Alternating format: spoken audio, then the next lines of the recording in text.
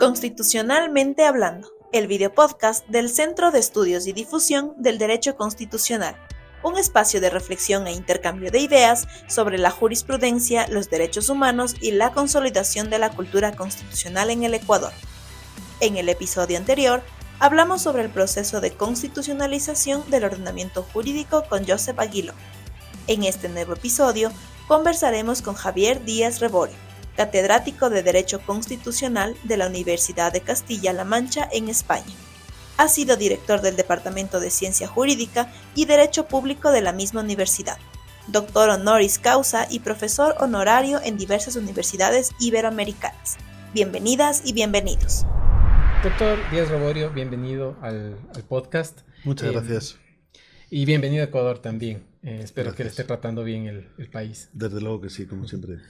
Bueno, comenzaremos con algunas preguntas. Entre otros conceptos, usted ha diferenciado la justicia constitucional de la jurisdicción constitucional. ¿Qué caracteriza cada uno de estos y por qué es importante esta distinción? Bueno, primero que no es una distinción mía, sino que yo he escrito sobre ello, pero recogiendo diversos conceptos que a veces la doctrina utiliza.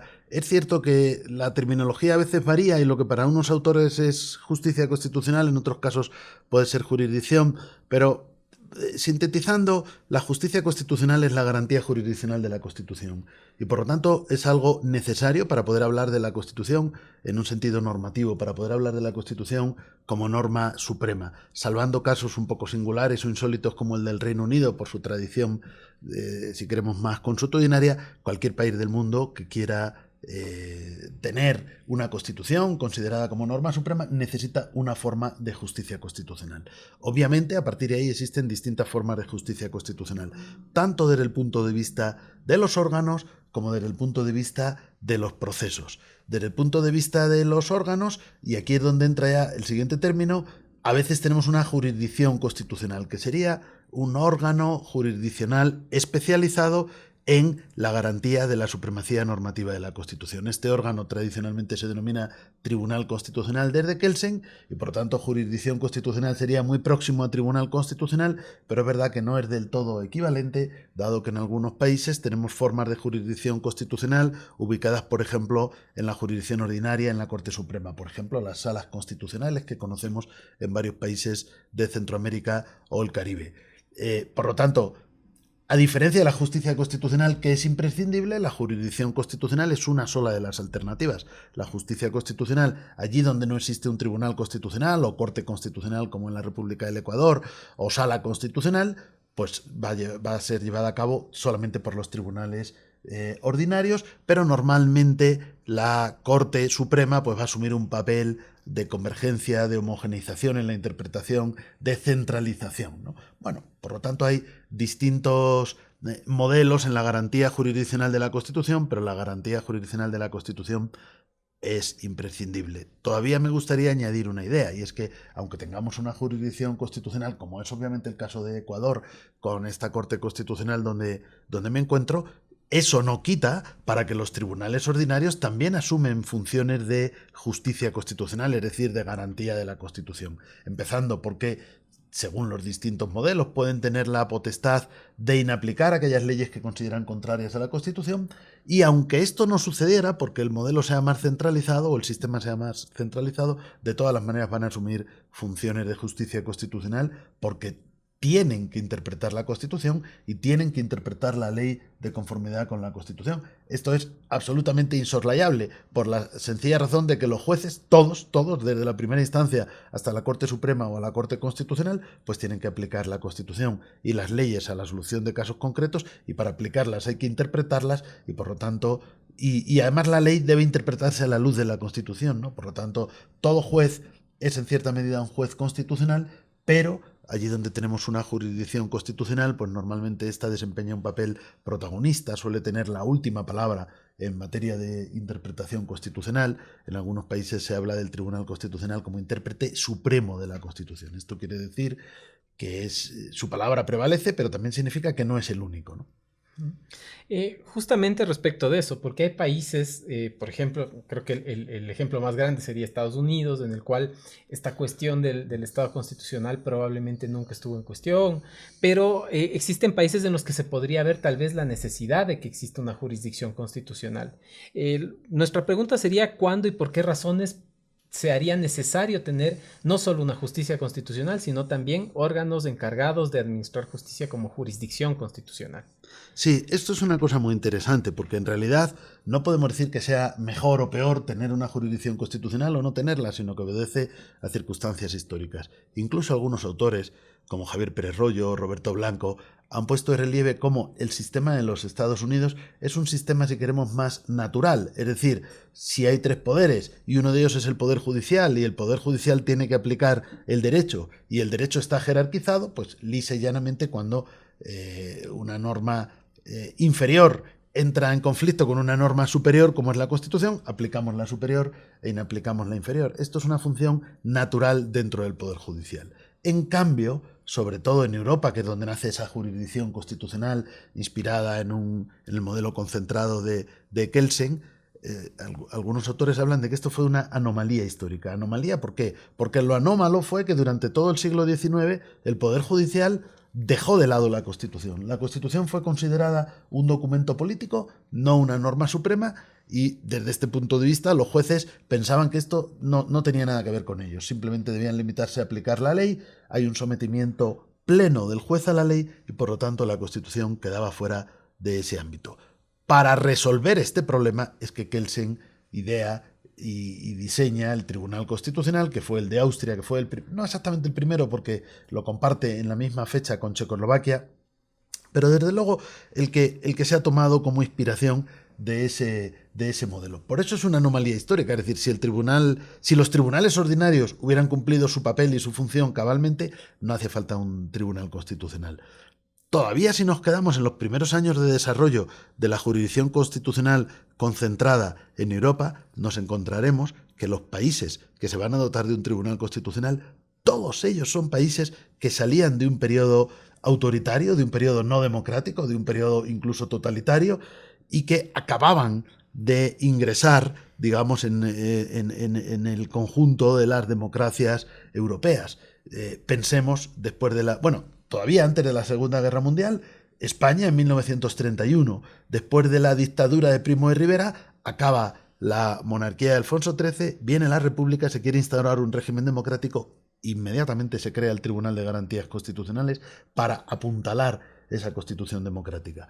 Y ya después de la Segunda Guerra Mundial, los dos ejemplos más evidentes, los más inmediatos después de que acabó la Segunda Guerra Mundial, son Alemania e Italia. Sucede lo mismo. Qué curioso. Los dos países que habían perdido la Segunda Guerra Mundial, que habían tenido hasta ese momento regímenes totalitarios, como es el fascismo en Italia o el nazismo en Alemania, quieren recuperar la democracia, se dotan de una Constitución y entonces es necesario el Tribunal Constitucional, la Corte Constitucional en Italia o el Tribunal Constitucional Federal en Alemania, que además se superpone a tribunales constitucionales que existen en los Länder. Bueno, por lo menos en sus orígenes parece claro que la jurisdicción constitucional viene unida a democracias frágiles, a estados que acaban de superar un periodo no democrático y que cuando quieren recuperar la democracia buscan cómo apuntalarla, y esa manera de apuntalarla es o va a ser, o por lo menos se intenta que sea, el Tribunal Constitucional. Es verdad que luego, andando los años, los tribunales constitucionales se han extendido.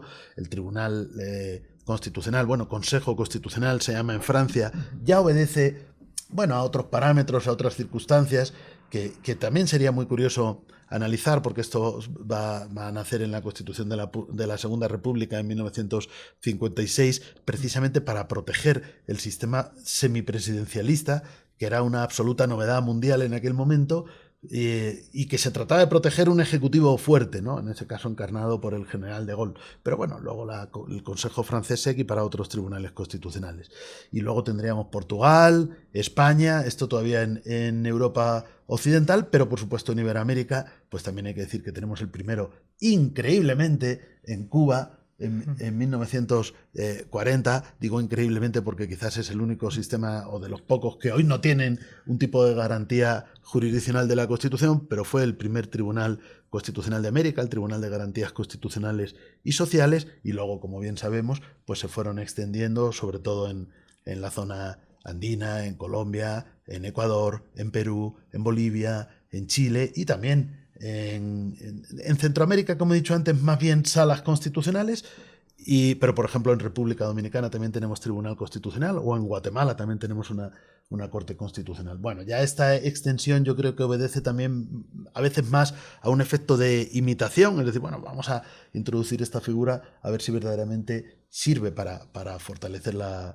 democracia, pero su éxito, pues digamos, es diverso, ¿no? En cada contexto puede funcionar mejor o peor, ¿no?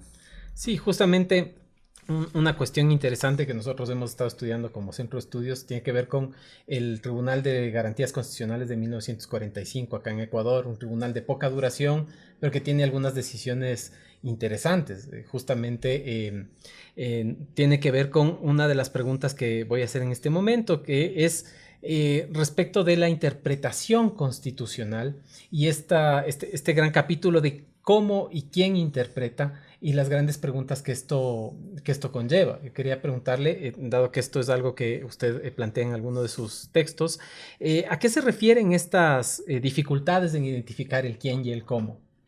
Bueno, yo creo que se refiere sobre todo a la variedad de posibilidades que existen, ¿no?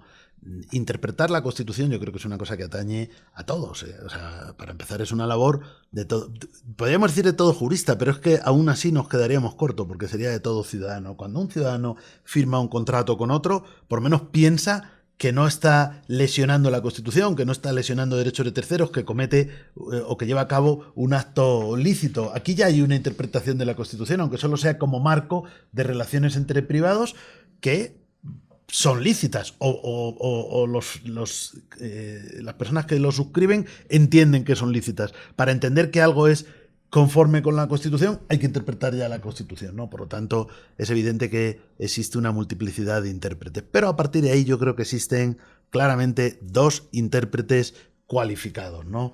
Cuya posición es muy especial. En primer lugar, el legislador. El legislador porque es el representante del pueblo soberano, porque tradicionalmente el legislador ha actuado con absoluta libertad, precisamente por ser el poder, si queremos, que tiene una mayor legitimidad democrática, pero desde el momento en que introducimos la Constitución, digamos, en la ecuación, en el equilibrio de los poderes, el legislador empieza a contar primero con límites, ¿no? Que son los del propio marco constitucional, y segundo también con mandatos de actuación, de tal manera que, sobre todo después de la Segunda Guerra Mundial, en el contexto de las constituciones propias del Estado social, ¿no? Y por supuesto la de Ecuador, aunque da un paso más con el Estado constitucional de derechos y de justicia, pero por supuesto es un desarrollo de estas mismas ideas, son constituciones que están plagadas de mandatos a los poderes públicos, y el primero de los poderes públicos que se ve concernido por esos mandatos es el legislador. Con esto la libertad del legislador es cada vez menor, pero creo que no debemos olvidar nunca que el legislador tiene que tener un margen de discrecionalidad porque es el representante del pueblo soberano, y que la Constitución nunca debe perder su papel, sobre todo de marco, porque si no eliminamos el pluralismo político, y el pluralismo político es esencial en una democracia, ¿no? Hay un debate entre los constitucionalistas entre lo que sería una Constitución marco y una Constitución programa, ¿no? La Constitución no debería ser un programa, o por lo menos si es un programa debería ser un programa suficientemente abierto como para que dentro de la Constitución podamos tener mayorías parlamentarias o mayorías políticas de un signo político o de otro. Una Constitución que solamente impone un programa político determinado no es una buena Constitución. Bueno, por lo tanto, el legislador es el intérprete primario y el intérprete cualificado de la Constitución. Pero luego tenemos, por supuesto, la justicia constitucional, que la justicia constitucional, o allí donde tenemos jurisdicción constitucional concentrada, diríamos específicamente el Tribunal Constitucional, es quien va a tener la última palabra, porque por supuesto el legislador, cada vez que aprueba una ley, está interpretando la Constitución, dado que suponemos que el legislador no quiere aprobar leyes inconstitucionales, o por lo menos no a sabiendas. Cuando se aprueba una ley hay una interpretación constitucional, aunque solo sea para justificar que esa ley está dentro de la Constitución. Pero podría ser que no es así. Y entonces al final tenemos la justicia constitucional, que es la que va a actuar como intérprete supremo de la Constitución. Decía el juez Jackson de la Corte Suprema de los Estados Unidos de América que no somos, y fíjese que no hablamos de un tribunal constitucional, pero hablamos de una Corte Suprema que ejerce funciones de control constitucional, de intérprete supremo de la Constitución, y decía, no somos la última palabra porque seamos infalibles, sino que somos infalibles porque tenemos la última palabra. Es decir, no podemos creer que el Tribunal Constitucional o la Corte Suprema no se equivoca, se podría equivocar perfectamente, lo que pasa es que el sistema tiene que desarrollarse de tal manera que alguien tenga la última palabra y que su palabra prevalece. Eso es lo que llamamos intérprete supremo. Por eso el legislador es intérprete primario y, en cambio, el Tribunal Constitucional o la justicia constitucional, si lo decimos en un sentido más amplio, es intérprete supremo porque su interpretación va a prevalecer al final, porque tiene esa última palabra, salvando hoy en día lo que en materia de derechos humanos puedan decir las cortes supranacionales, ¿no? Que también en cierta medida altera ese esquema relativamente sencillo que ahora se hace un poco más complejo por esa presencia, ¿no? Justamente esto me lleva a un debate de quién interpreta y quién tiene la última palabra respecto de cuáles podrían ser las soluciones que uno encuentra en derecho comparado para conciliar esto que podríamos ver, esta aparente o real tensión entre constitución y democracia. Se ha hablado mucho del poder contramayoritario de las cortes, incluso como una crítica y a veces más bien como un valor que tienen las cortes y tribunales constitucionales, y a veces se lo plantean como una suerte de tensión, pero el derecho comparado ha dado soluciones. Se me ocurre, por ejemplo, el ejemplo canadiense. No sé si usted conoce algún otro ejemplo y alguna posible solución para esta tensión. Bueno, esto por supuesto es una idea que está presente desde los orígenes de la justicia constitucional y es una tensión en cierto modo insoslayable. Yo creo, hay por supuesto estudios muy interesantes, me gustaría citar un trabajo de Víctor Ferrer Escomella que se llama precisamente Justicia constitucional y democracia, que refleja todo el gran debate doctrinal en la materia, pero a mí me gustaría decir algo, ¿no?, para conciliarlo, y es, primero, ¿cuál es el concepto de democracia? Porque no podemos hacer equiparar la democracia con el gobierno de la mayoría. Democracia significa gobierno del pueblo, no significa gobierno de la mayoría. Y para que gobierne el pueblo, obviamente las decisiones se toman por mayoría, esto es evidente, es incuestionable, pero también tiene que estar el respeto de la minoría. Decían los autores del Federalista, y es que casi todo está en los clásicos, que son quienes justificaron doctrinalmente la Constitución de los Estados Unidos de América en una serie de artículos que se publicaron paralelamente a la propia Constitución, decían: hay que evitar que la democracia degenere en la tiranía de la mayoría. No es lo mismo democracia que tiranía de la mayoría. Por lo tanto, la democracia no consiste solo en que las decisiones se tomen por mayoría, sino que se respete a la minoría, y la minoría más minoritaria es el individuo, y ahí es donde aparecen los derechos fundamentales.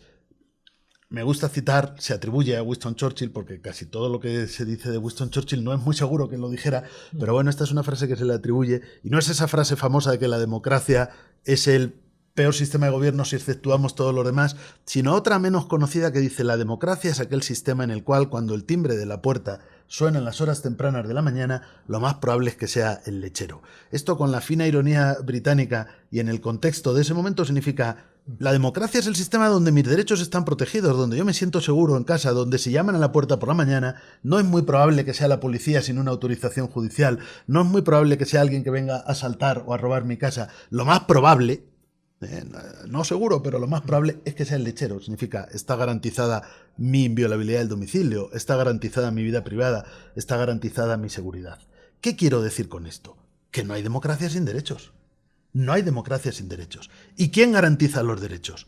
¿Quién garantiza los derechos frente al poder político? ¿Acaso el legislador, que es el que aprueba la ley, va a controlar que la propia ley no invada esa esfera de los derechos de la minoría y de los derechos del propio individuo? No. Naturalmente no. Entonces alguien tiene que controlar esto. Y ahí es donde está el papel de la justicia constitucional. Así que si lo estudiamos bien, llegaremos a la conclusión de que tan importante para la democracia como el legislador es el control de constitucionalidad de la ley. Porque si la democracia tiene dos pilares, uno es que se decide por mayoría y otro es que se respeta a la minoría, el de la decisión por mayoría recaería en el legislador, ¿no? El poder legislativo es el que adopta decisiones por mayoría. Ojo, porque incluso este pilar está bajo el control de la jurisdicción constitucional, porque ya hemos llegado a encontrar decisiones de tribunales constitucionales que a veces anulan procedimientos legislativos. ¿Por qué? Pues porque no garantizan el pluralismo. Porque claro, la ley democrática no es la ley que simplemente presentamos el proyecto y votamos y se decide por mayoría. Es una ley que se tramita con respeto al principio de pluralismo político, donde hay derecho a que la oposición presente enmiendas, al debate. Hurtar el debate parlamentario es lesionar frontalmente la democracia. El Parlamento no es un órgano de mera legitimación de la decisión mayoritaria donde entra un texto y se vota, sino entra un texto, se presentan enmiendas, se debate, se tienen en cuenta las enmiendas, se votan las distintas enmiendas y finalmente se vota. Bueno, pero ese es solo un pilar, la decisión por mayoría. El otro es la tutela de los derechos de la minoría, y precisamente una minoría es la minoría parlamentaria. Por eso es que el Tribunal Constitucional o la justicia constitucional, en un sentido más amplio, tiene que velar por los derechos de la minoría parlamentaria también, porque de lo contrario la mayoría no tiene una tendencia a respetar los derechos de la minoría, más bien al contrario tiene tendencia a ignorarlos.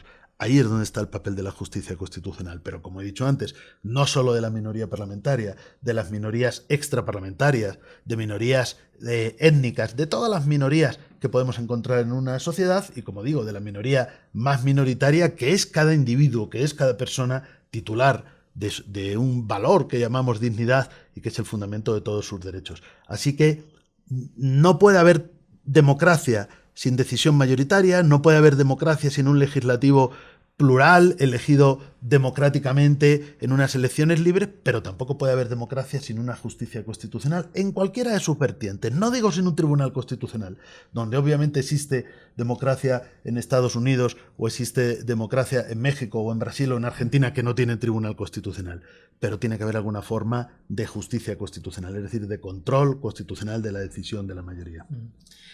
Esta, digamos, reflexión respecto de la relación entre el Parlamento y la Corte Constitucional, ¿podría tener alguna modificación o debería ser de algún modo pensada también en el contexto de los regímenes presidenciales, por ejemplo, como Ecuador, en el cual la figura del presidente de la República, el jefe de Estado, jefe de gobierno, concentra mucho poder y probablemente también tenga que ser de algún modo limitado en sus actividades, incluso en su actividad como parte del proceso legislativo? Sí, yo creo que absolutamente esto es así, ¿no? No podemos afirmar que dentro de los sistemas de gobierno, que clásicamente se dividen en los dos grandes modelos de parlamentarismo, presidencialismo, aunque hay muchísimos sistemas mixtos, no podemos afirmar, repito, que unos sean mejores que otros. Es decir, yo no diría es que el presidencialismo es peor o tiene un problema. No, ni mucho menos, ¿no? Y por supuesto, es perfectamente posible introducir en sistemas presidencialistas elementos parlamentarios o a la inversa, en sistemas parlamentarios elementos presidencialistas. Pero lo que hay que buscar siempre es el equilibrio entre los poderes. Lo que nos decía Montesquieu, si lo sabemos leer bien, no es que tenga que haber exactamente tres poderes diseñados como estaban en Inglaterra en el siglo XVIII, esto sería bastante disparatado hoy en día, sino que tiene que haber una división de poderes para garantizar precisamente la libertad, es decir, dividir el poder y establecer mutuos controles es un medio para conseguir un fin que es el de garantizar los derechos.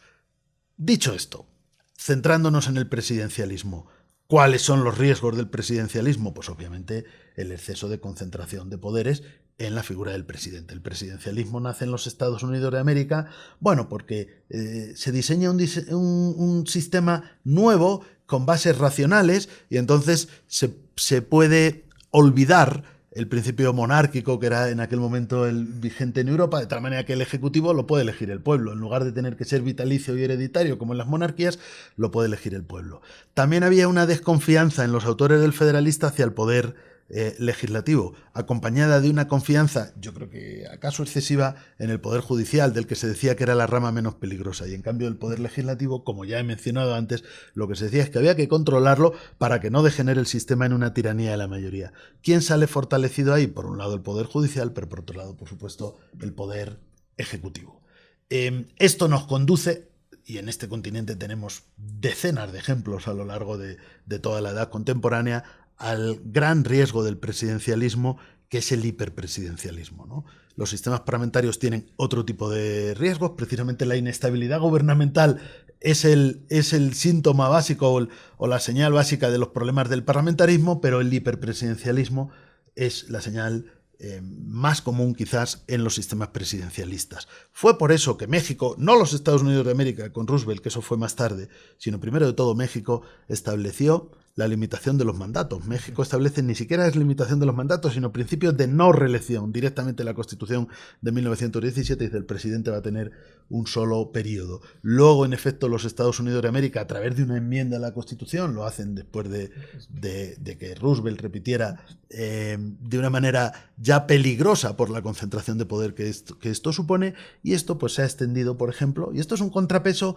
que no estaba en el diseño originario del presidencialismo, pero que se ha introducido, y se ha introducido posteriormente porque se ha considerado necesario. Es verdad que, como sabemos, en las últimas décadas, pues esto ha sido a veces polémico, en algunos países existe, en otros no, y en los que existe, pues algunos lo quieren quitar, y, en fin, a veces incluso los tribunales constitucionales hemos encontrado interpretaciones un tanto pintorescas para poner, para cuestionar este principio de limitación de los mandatos. Finalmente la Corte Interamericana, bien que en una opinión consultiva, pero ha dicho claramente que dentro del diseño de la separación de poderes en América, la limitación de los mandatos del presidente es un pilar fundamental de la propia democracia. En Europa no, aunque yo creo que tampoco estaría mal mirar esa posibilidad, porque yo creo que en efecto el riesgo es la concentración de poderes. Al final se trata de evitar la concentración de poderes. Esto es un mecanismo, por supuesto, debe venir acompañado de otros más, y el control del presidente, es decir, del poder ejecutivo, también hoy es fundamental, porque vivimos estados sociales donde los ejecutivos son muy fuertes y el control del ejecutivo tiene que llevarse a cabo primero de todo en el Parlamento. El primer control del Ejecutivo es el control parlamentario. Segundo, en la propia justicia constitucional, que no se limita a controlar el poder legislativo, sino que también tiene que controlar al poder ejecutivo, y en todo el poder judicial en un sentido más amplio. Y luego, por supuesto, tiene que estar sometido a un control, si queremos, social, ¿no? Por parte de la opinión pública, por esto es muy importante, aunque esto quizás excede un poco de lo que es el análisis estrictamente jurídico-constitucional, pero me parece muy importante ponerlo de relieve. Democracias sanas son democracias donde hay libertad de expresión, donde hay también pluralismo informativo, porque ese siempre se ha dicho que es el cuarto poder, ¿no? El cuarto poder es la prensa, ¿no? Prensa entendida en su sentido más amplio, los medios de comunicación que pueden someter a crítica. Hay sistemas que pretendidamente constitucionales que reconocen la libertad de expresión, pero luego decían, no, pero no se puede, siempre que no se utilice en contra de los principios revolucionarios o en contra de los principios. No, la libertad de expresión fundamentalmente está para poder criticar al gobierno.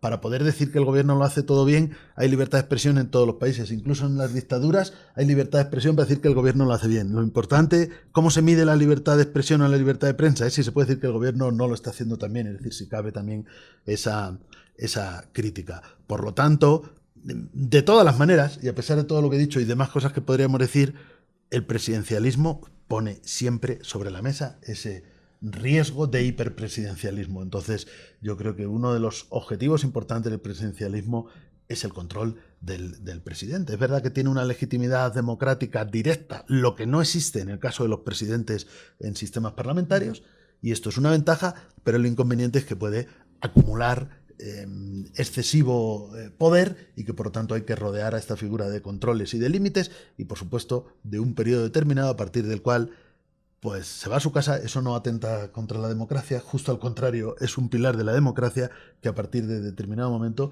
pues el presidente no pueda repetir, porque siempre el presidente que organiza las elecciones suele tener cierta ventaja sobre los demás candidatos. Entonces, que esto no sea una cosa que se pueda eternizar, digamos, ¿no? Bueno, me parece interesante esta afirmación de que hay que renunciar hasta cierto punto a visiones esencialistas sobre qué es mejor y qué es peor en términos de modelos presidencial, parlamentario, semipresidencial. Y justamente en Ecuador tenemos una figura que usted sabrá, digamos, se aparta un poco del sistema presidencial, que es la disolución de la Asamblea Nacional y eventualmente también la destitución del presidente por parte de la Asamblea en una suerte de voto de desconfianza. Independientemente de que consideremos que es buena o mala la figura o el diseño y cómo de algún modo vamos, modifica el equilibrio entre el Ejecutivo y el Legislativo. Yo lo que quería preguntarle es si es que usted considera que la justicia constitucional tiene un rol en el momento en que, como está pasando en Ecuador, la Asamblea Nacional ha sido disuelta, el presidente de la República tiene un tiempo hasta que se organicen las elecciones para vamos, dirigir la acción de gobierno y tener esta posibilidad de hacer decretos de urgencia en materia económica. Bueno, sí, lo primero que hay que decir es que, como usted constata en la propia pregunta, este sistema, estas posibilidades, no son propias del modelo presidencialista. Es decir, el modelo presidencialista se caracteriza precisamente por una separación rígida entre el legislativo y el ejecutivo y, por lo tanto, ninguno de los dos puede derribar al otro. Los dos se deben al pueblo. Al legislativo lo elige el pueblo, el presidente lo elige el pueblo y, por lo tanto, el presidente podrá eventualmente en aquellos sistemas que tienen revocatorias y otras fórmulas rendir cuentas ante el pueblo, y el legislativo exactamente igual, pero entre ellos no existe, claro que existe una colaboración, pero no existe esa mutua posibilidad de derribarse. Es ese sistema de Estados Unidos que se llama checks and balances, que en definitiva son frenos, contrapesos, vetos, pero no la posibilidad de derribarse. Hay que decir que el impeachment en Estados Unidos no es esto, no es una exigencia de responsabilidad política, ni mucho menos. Es una exigencia, una autorización para una exigencia de responsabilidad penal, porque para emprender un impeachment tiene que haber una acusación delictiva primero de todo, ¿no? Entonces, bueno, es verdad que esto en la República del Ecuador pues se introduce en un sistema básicamente presidencialista un elemento que es más propio de un sistema parlamentario. Yo aquí ya no me querría pronunciar mucho más porque sé que el tema es polémico, pero puedo decir que esto, bueno, primero hay que ver qué sentido tiene. Parece un poco atípico, además al final luego hay una disolución de la asamblea, pero el presidente tiene que haber elecciones presidenciales, pero luego hay un periodo muy breve de estas elecciones, entonces creo que genera una serie de distorsiones. Lo esencial es que esto a su vez guardase un equilibrio, ¿no? Por decir, no está prohibido introducir en un sistema presidencialista determinados elementos parlamentarios, pero hay que ver si esto verdaderamente consigue el objetivo de que haya controles mutuos, de que haya un equilibrio entre los poderes, o por el contrario es fuente de mayores polémicas, de mayores enfrentamientos y de enfrentamientos políticos que en efecto que probablemente le va a tocar resolver pues a la justicia constitucional, porque al final es el árbitro. En este tipo de situaciones el árbitro siempre es el Poder Judicial y en concreto la justicia constitucional, pero tampoco es demasiado positivo generar o introducir mecanismos que terminan por tensionar demasiado a la propia justicia constitucional como árbitro. Lo hemos visto también en otros países, no es una cosa exclusiva del caso de Ecuador, pero yo lo observaría por lo menos con cierta cautela, porque para introducir elementos que distorsionan un poco el modelo hay que tener un sentido, una finalidad, es decir, tiene sentido para mejorarlo, pero no para introducir nuevas fuentes de conflictos políticos, ¿no? Hasta ahí podría opinar, ¿no?, en ese tema. De acuerdo. Y una última pregunta sobre un tema que probablemente nos atañe mucho a los latinoamericanos, que es esta emergencia de la disciplina llamada Derecho Procesal Constitucional, que la identificamos ya desde los años 50, pero que se ha discutido mucho respecto de su entidad. Es decir, si es que existe realmente o puede existir esta rama del derecho procesal constitucional como un derecho de los procesos constitucionales en jurisdicción constitucional. Quisiera saber su opinión respecto de esto, tomando en cuenta que usted lo ha estudiado. Sí, la verdad que este es un tema muy interesante, muy atractivo y además es un punto de conexión muy claro entre el derecho constitucional y el derecho procesal. El profesor Ferrer MacGregor de México, por ejemplo, en una magistral investigación, pone de relieve cómo se va a gestar este derecho procesal constitucional, y es muy curioso cómo aquí vivimos mutuas influencias entre Europa e Iberoamérica, que esto es algo que siempre me gusta destacar. En realidad en Europa no tenemos o no teníamos por lo menos el concepto de derecho procesal constitucional, sino el de justicia constitucional, que van a hacer en Kelsen, que luego van a elaborar los italianos como Calamandrei, Capelletti y otros juristas, y luego a través de España, de Niceto Alcalá Zamora, que era procesalista y que luego se exilió primero en Argentina pero luego fundamentalmente en México, es como va a llegar a Héctor Fitz-Zamudio. Y quiero apuntar, aunque sea con brevedad, que Héctor Fitz-Zamudio, que ya falleció, doctor honoris causa por mi Universidad de Castilla-La Mancha, en su momento tuve el honor de pronunciar la laudatio, y era una persona absolutamente humilde y sencilla, y cuando yo le alababa como creador de la disciplina del derecho procesal constitucional, él decía, yo tan solo, añadí o saqué las consecuencias de lo que aprendí de mi maestro don Niceto Alcalá Zamora, y además tenía un retrato de don Niceto Alcalá Zamora, teniendo ya más de 80 años Héctor Fitz-Zamudio, todavía conservaba ahí el retrato de su maestro. Pero bueno, en realidad debemos reconocer sin ningún género de dudas a Héctor Fitz-Zamudio como el padre del derecho procesal constitucional, que en efecto yo creo que es una disciplina. Además, esto lo decía también Fitz-Zamudio, decía, tampoco tiene tanto mérito, porque si había derecho procesal civil, derecho procesal penal, derecho procesal laboral, pues ha de haber un derecho procesal constitucional. Es verdad que no es exactamente lo mismo justicia constitucional que derecho procesal constitucional, porque la justicia constitucional es una rama que adquiere autonomía y se desgaja del derecho constitucional, mientras que el derecho procesal constitucional sería una rama del derecho procesal, aunque luego algunos autores han hablado de un derecho constitucional procesal, pero eso sería otra cosa. Pero tienen tanto en común, porque en definitiva estudiamos lo mismo, estudiamos la garantía jurisdiccional de la Constitución. La justicia constitucional quizás se centra en los instrumentos, mecanismos y órganos de garantía, y el derecho procesal constitucional, como es evidente, se centra en el estudio de los procesos, es decir, es una rama del derecho procesal. Yo creo que hoy tiene ganada y contrastada autonomía como rama, metodológicamente hablando, del derecho procesal, pero por supuesto muy próxima al derecho constitucional. De hecho, gran cantidad de los autores que se dedican, o nos dedicamos, aunque yo muy modestamente, a esta materia, pues somos constitucionalistas, ¿no? Y yo creo que hay, y por supuesto, me permito decir que hoy en día deberíamos empezar a hablar también de un derecho procesal convencional, en la medida en que tenemos procesos ante tribunales supranacionales, también el estudio de estos procesos, pues yo creo que va adquiriendo cierta autonomía, con una rama que se vincula con el derecho internacional público, pero también en parte con el derecho constitucional, con el derecho internacional de los derechos humanos, y obviamente si tenemos, afortunadamente, se va consolidando esa garantía supranacional de los derechos, pues también deberíamos empezar a hablar de un derecho procesal convencional, aunque quizás todavía no ha alcanzado la autonomía que sí tiene ya, y como digo, merecidamente ganada, el derecho procesal constitucional. Bueno, muchísimas gracias. Esta última pregunta, la verdad es que creo que daba para otro podcast, pero seguro. Me parece muy interesante dejar la cuestión ahí planteada para un estudio posterior de todo lo que se ha escrito sobre la materia. Muchas gracias por acompañarnos y gracias hasta la a ustedes. próxima. Hasta cuando quieran. Muchas gracias.